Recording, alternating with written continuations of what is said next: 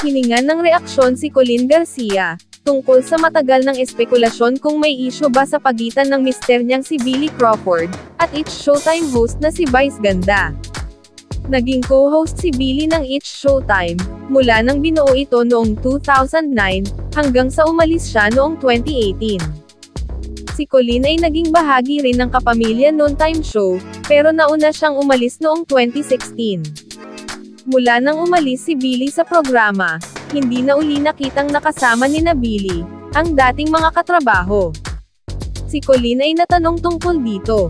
Parang ano naman yon?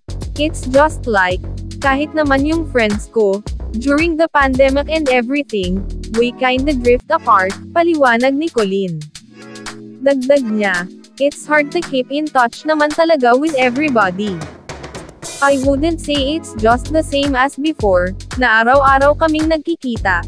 Whether we like it or not, araw-araw kaming nagkikita. Ngayon, bihira ko na lang silang makita. Di naman sila gaanong nag-a-attend dito like sila Jugs, Kuya Kim. And di lang naman din sila talaga nakikita. Paglilinaw ni Colleen, walang issue sa pagitan ni Billy at Vice. Kung ano man yon, sa kanila na yon, mas okay na sila na lang ang tanungin nyo. Pero yung sa amin at sa kanila, as of now, wala naman. Nakapag-usap naman sila tungkol doon, dagdag pa nito. Matagal ding napahinga si Colleen sa showbiz mula nang mabuntis, at ipanganak niya si Amari, noong kasagsagan ng pandemya.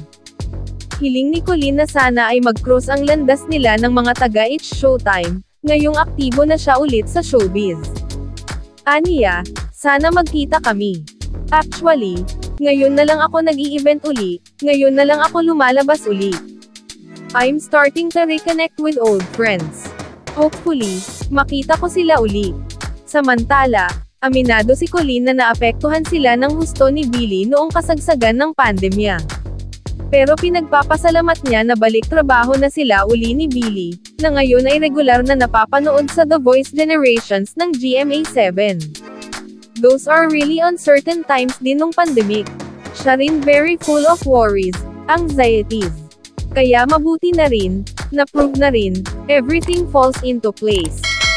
Ngayon ay sunod-sunod naman daw ang pagdating ng proyekto.